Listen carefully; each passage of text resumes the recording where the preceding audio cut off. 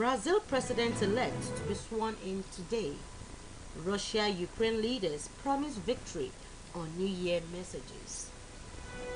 In Nigeria, Governor Ademola Adeleke has reassured the people of Osun State, southwest Nigeria, of his commitment towards fulfilling his electoral promises to the people.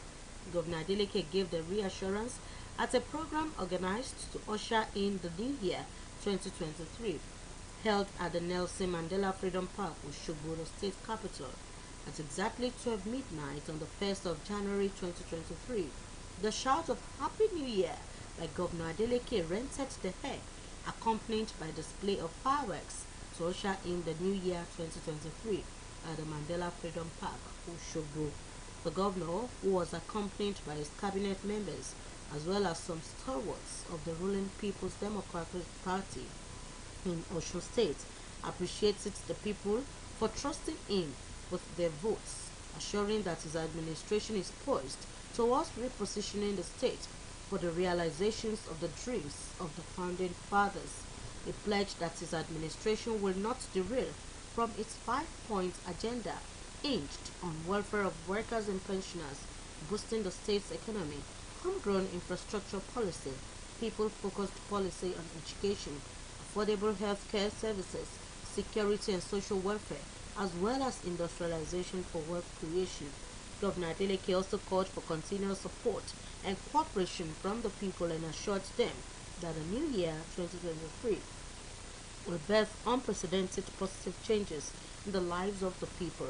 The event also featured prayers by the Christian and Muslim clerics who prayed for the progress of Osun State, its people, and Nigeria as a whole. ISIL has claimed responsibility of the deadly attack on an Egyptian police checkpoint in the Suez Canal city of Ismailia.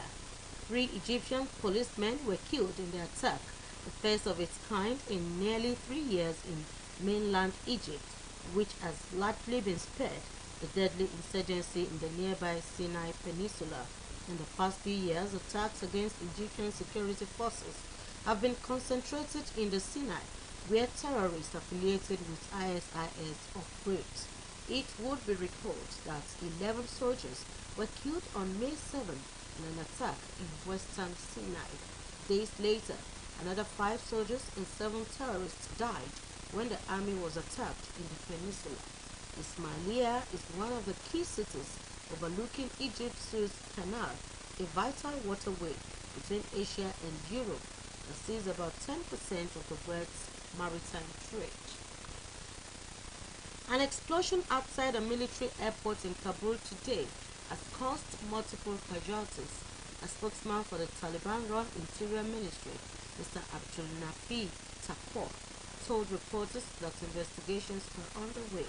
He, however, did not specify the nature of target of the explosion. Local residents said a loud explosion was heard shortly before the morning in the vicinity of the military site of the heavily fortified airport.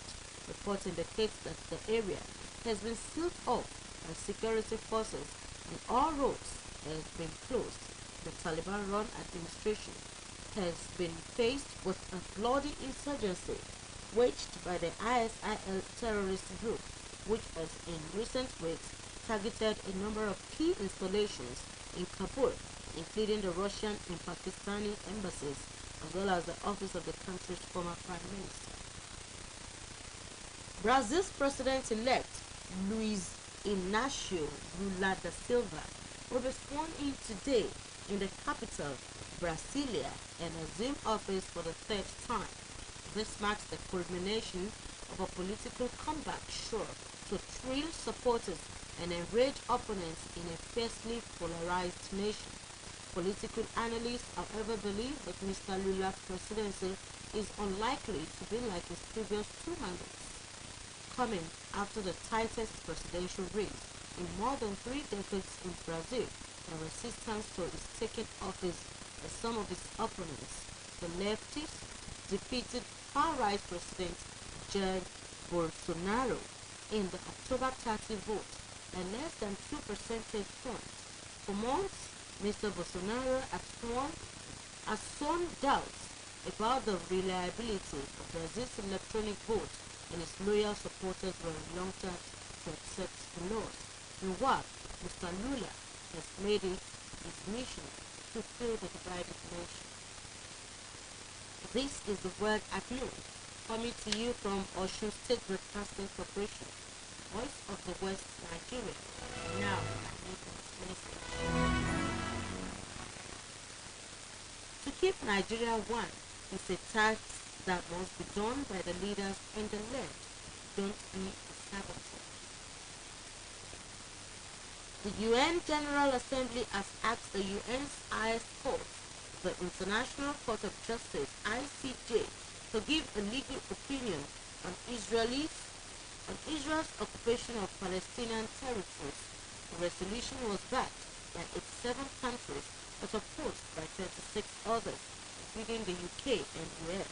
The International Court of Justice (ICJ) issues binding rulings, but it cannot enforce them. The vote came a day after Benjamin Netanyahu was sworn in as Prime Minister of the most hardline Israeli cabinet. Israel occupies the West Bank, although it pulled out of Gaza. The UN still regards that piece of land as occupied territory. Israel claims the whole of Jerusalem as its capital, while Palestinians claim the West Bank, along with Israeli annexed East Jerusalem and the Gaza Strip for their hoped-for future state. The US is one of a few countries to recognize the city as Israel's capital. Venezuela and Colombia will fully reopen their shared border today to allow passage of cargo and passenger transport via the cross-border Taitas International Bridge. The South American countries already reopened in September their border crossing in the Táchira state in western Venezuela after political ties strengthened under Colombia's new president, Gustavo Petro. Petro appointed ambassadors in Caracas and his Venezuelan counterpart, Nicolas Maduro, in Bogota. Colombian authorities have said since September that the reopening of the shared 200-kilometer border between the two countries would be progressive. Last week, Venezuelan government officials were supervising the infrastructure of the Taitas Bridge. Presidents of warring Ukraine and Russia promised victory for their respective nations in their New Year's speeches, talking about gratitude, pain, and duty. Volodymyr Zelensky, recalling some of the world's most dramatic moments and victories, took his emotional 17-minute video message with footage of Russia's attack on the country in words of pride for Ukraine's withstanding attack, darkness, and cold. Russian leader Vladimir Putin, breaking with tradition by delivering the New Year message flanked by troops, talked sternly and combatively about 2022 as the year that clearly separated courage and heroism from betrayal and cowardice. Numerous explosions erupted in the Ukrainian capital minutes after midnight on New Year's Day. The attacks on Kyiv today followed a barrage of at least 20 cruise missiles fired at targets across Ukraine in what officials there called terror on New Year's Eve.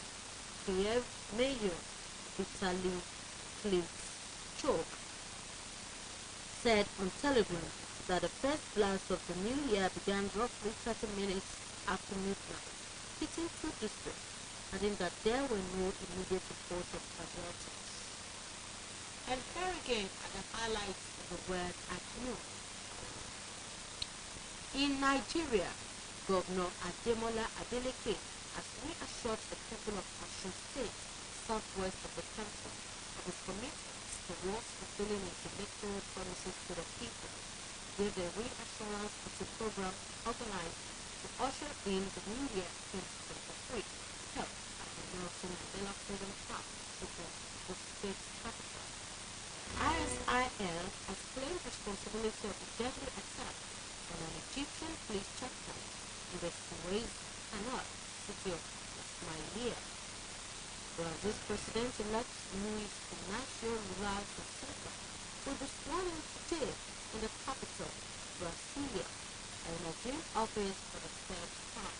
It also brought to you the presidents of warring Ukraine and Russia promised victory for their respective nations in the New Year speeches, talking about gratitude, faith, and stability. That is the word at home. Editor, Wala, and Libra, for more about us, visit www.osbc.org.